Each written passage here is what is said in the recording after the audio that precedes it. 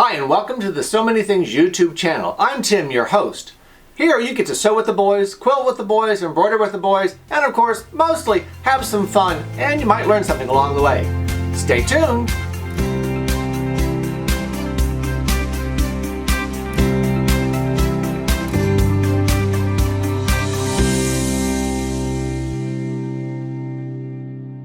Hi, and welcome to Quilting 101. Today we're going to talk about snowball blocks.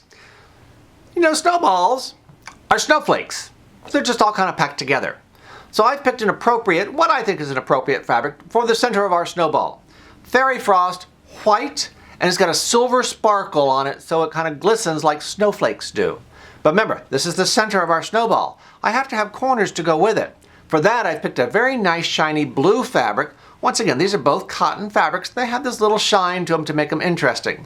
So the center of my snowball is going to be this shiny, pretty fairy frost, and my corners, my snowball corners, actually kind of make it round, is going to be this shiny blue fabric. I'm not sure if the camera's going to pick it up, but hopefully it'll pick it up for you, and you'll see exactly what it's going to look like. But I'm going to show you the sample when we're done, and not before. So let's see what we need to do. First, we need to cut a 9.5-inch square from our white fairy frost fabric. So here we've cut a nice 9.5-inch square. Now I need to know how big my corners are going to be, and I've kind of predetermined that. So my pre-cut corners are going to be 2 3/4-inch squares. I only need 2 squares for one block because I'm going to cut these in half. I don't like to double waste my fabric. If I can cut this in half and use one here and one here, I've used all of this fabric and I have no leftover.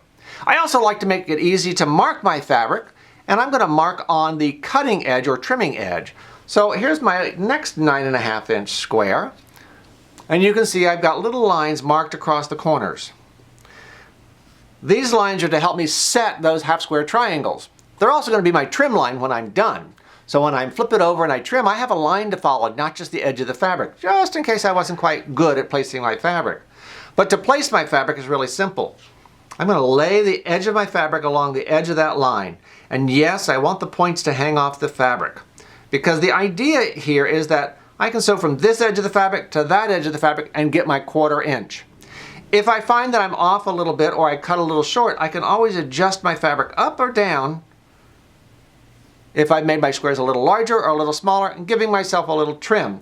So I'm going to place all 4 of these along those lines. And if I had pins, I would pin them, but I'm just doing this for the camera so you can see, because I'm going to pick this up and sew it so that you can see what it looks like beforehand. So you would have all 4 corners like this, and they'll all be stitched down. And then we're going to come back and trim off these little white triangles that are going to be leftovers, and then we're going to flip out our snowball edges and press them in place. I'll be back in a second. Hang on. So here's my finished snowball block. As you can see, I have a nice field of snow white with glistening on it, and I have dark blue corners. I've trimmed off the excess white underneath here on my corners, and those are my little pieces over here on the side. You know, these could be worth something in a future project. Maybe those could be flying geese, but maybe I don't want to call them a geese. Maybe I'll call them butterflies, and those will be gossamer wings on my butterflies. Hope you found this helpful. Thanks for watching.